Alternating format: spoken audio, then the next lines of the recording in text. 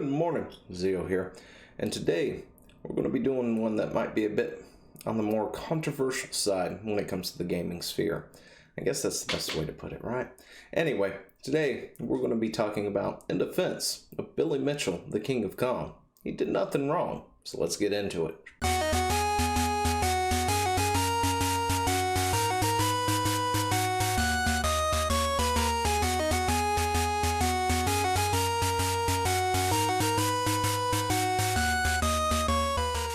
And if you haven't subscribed to the channel, go ahead and do so now. Like the video.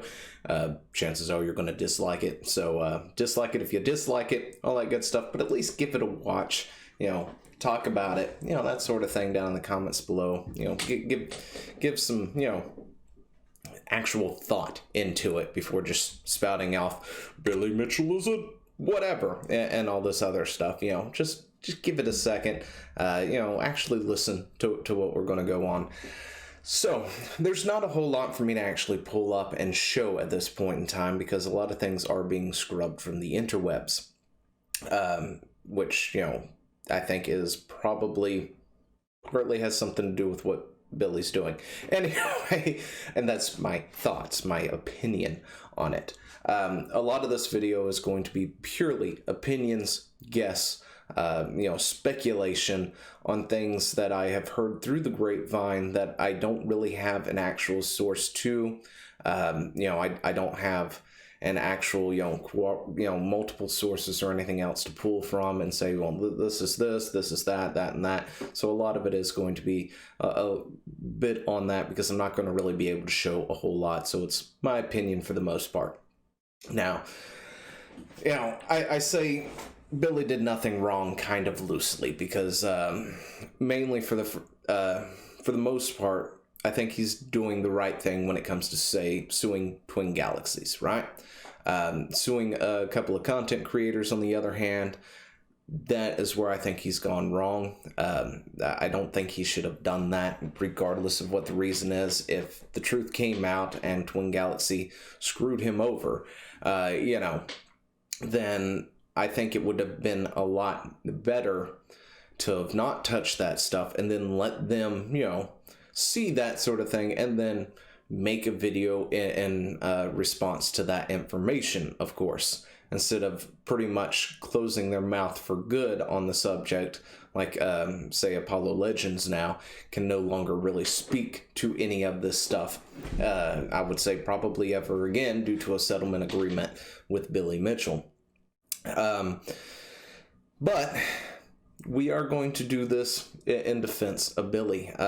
So from things that I have heard through the grapevine and other stuff, Twin Galaxy has done some pretty shady things over the years. And, I also, of course, heard they got new management. That's actual stuff you can look up. It's real. And supposedly things were being suddenly on the up and up, right? And then this footage was seen right here. People picked up on this footage where apparently Billy's tape or whatever has made its way onto the interwebs into the digital format. How exactly it made it out there, I'm not 100% sure because there's apparently was several different ways that it possibly had made its way out there because some people said, oh, well, they have the original tapes. Others say they have the original tapes and they're the ones who did this and that and the other. And it's really hard to tell who's being truthful about that and who isn't. Of course, if you actually can go find said footage out there, I'm not going to provide a link to it because I don't know if it's even out there anymore.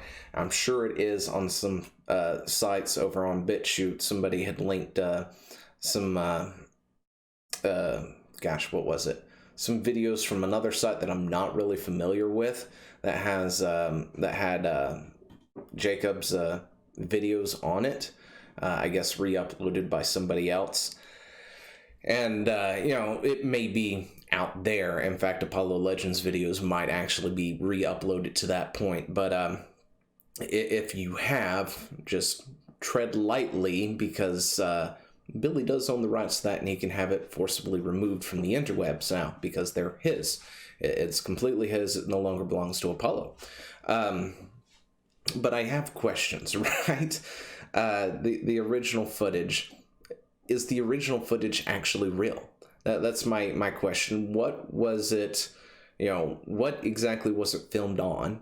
I'm assuming because this was an old thing that it was probably filmed on a VHS tape style, some kind of magnetic tape. Maybe digital was becoming a thing at that point in time. I'm not really too, I don't know a whole lot about the history of cameras, video recorders and things like that.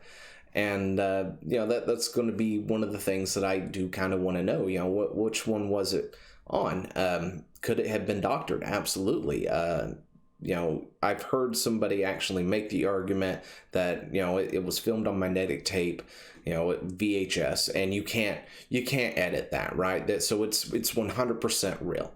The problem is it's not.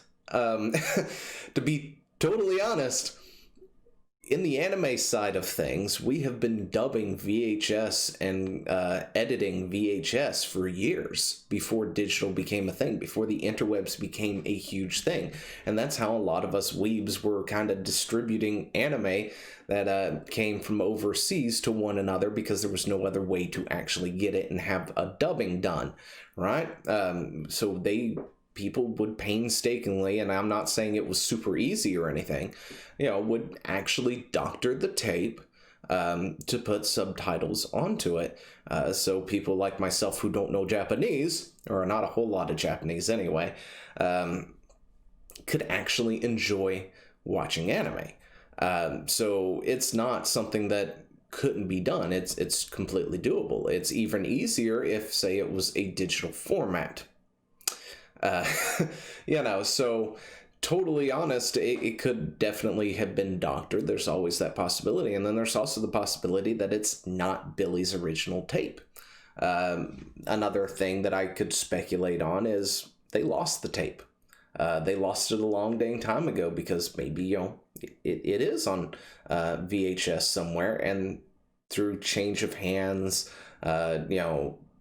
change of personnel, among other things, it just sort of disappeared out of the vault, or it just got misplaced somewhere. Maybe it's still there and in another box somewhere, and they couldn't find it and had to scramble to make, I guess you could say, a copy.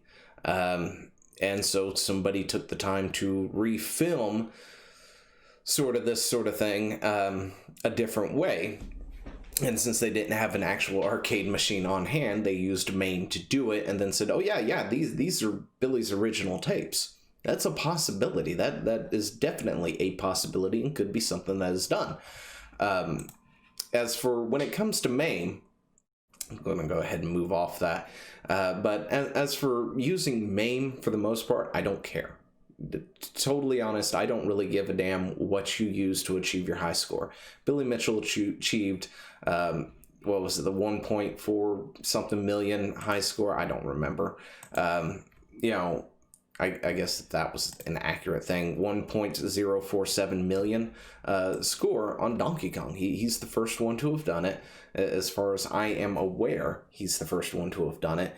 He is, the King of Kong in my book. I know somebody commented on saying, he's not the King of Kong anymore, and all this other stuff on one of my other videos, and just lambasted me about the history of Billy Mitchell, as if it had anything to do with what the subject matter, which was him suing somebody at the time. But it doesn't matter. In my opinion, he is the King of Kong because he is the first one to do it. Maybe he doesn't currently hold the high score, and that's fine.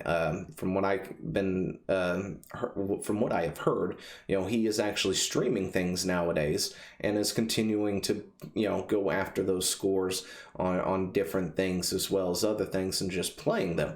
And, which, more power to you. Keep it up. Especially if you've been dethroned somehow and, you want to get that throne back, you definitely have to beat their score. But as for using MAME in general, I really don't care, but it does matter to some people. This is the speedrun.com leaderboards, which is fairly updated, and I know a lot of different places have different, governing bodies, essentially, not actual government, but, bodies that sort of govern speed runs and other stuff. And you know, when you go and look at this stuff, they do have these things broken up, which is why it's important to know whether or not you're using original hardware or MAME, right? Or, you know, or I guess emulator, to be totally honest, you know, or virtual console, right? Because this is Super Mario 64 120 Star League. And, you know, 3 months ago on the N64 platform, simply has the first rank right now with 138 minutes and 28 seconds at 120 stars. You know, or if you go over here for the 0-star win, you've got Kanono at 6 minutes, 36 seconds, and 430 milliseconds on the N64 original hardware. But of course, you know, you can come over here and you can see the emulator version of these runs. And same person, 6 minutes and 38 seconds, you know, on an N64 emulator. And then over here on the virtual console, you've got 360 Chrism at 7 minutes and 23 minutes, or 23 seconds. So, you know, that's where it actually matters, right? It's these leaderboards and these things where they've got that stuff broken down into various things. Super Mario 64, of course, is broken down into like 120 star, 70 star, 16 star, 1 star, and 0 star, and then broken up versus original consoles versus non-original consoles. Now, there is video footage of Billy changing out a board, or not Billy changing out a board, but one of the judges or whatever from Twin Galaxies. I don't really remember the specifics on that.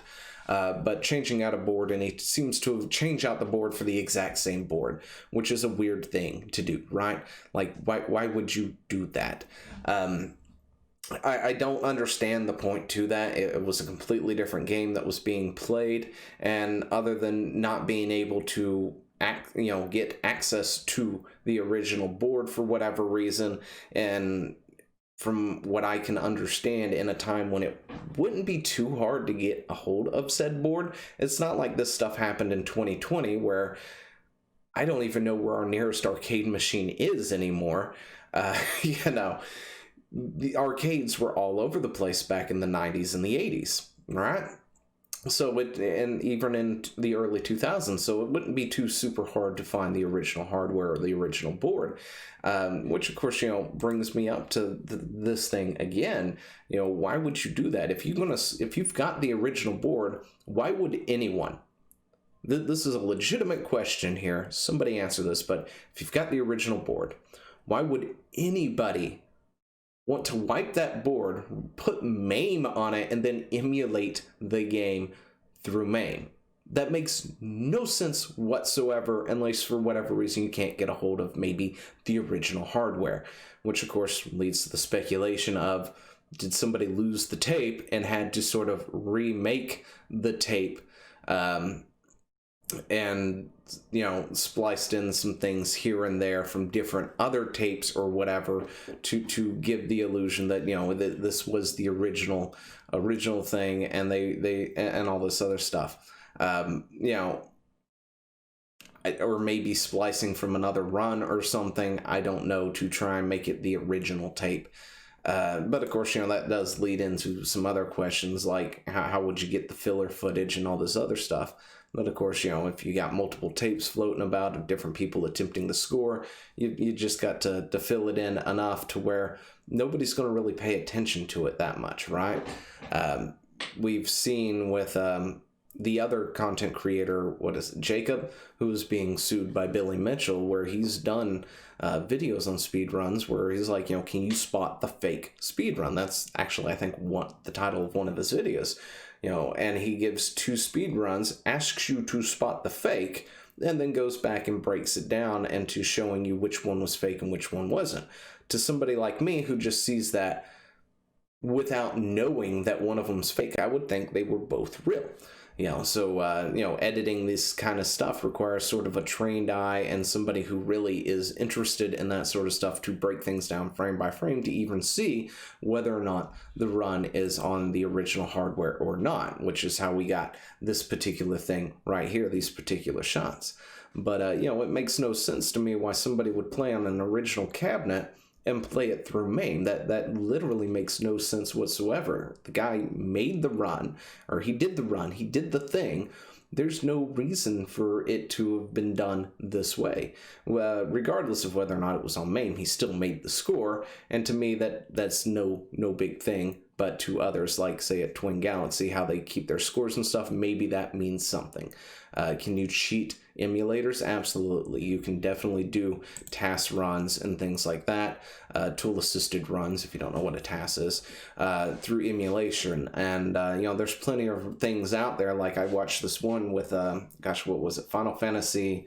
I think it was Final Fantasy 1, where it was purely run by the bot, right?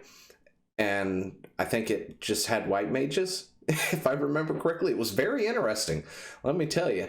And, it pretty much came down to the bot letting most of the party just completely die and doing some other weird things that was pretty interesting to see, to beat the game. And it does it. It can do that. And so that is something that you can do through emulation and can't do through original hardware.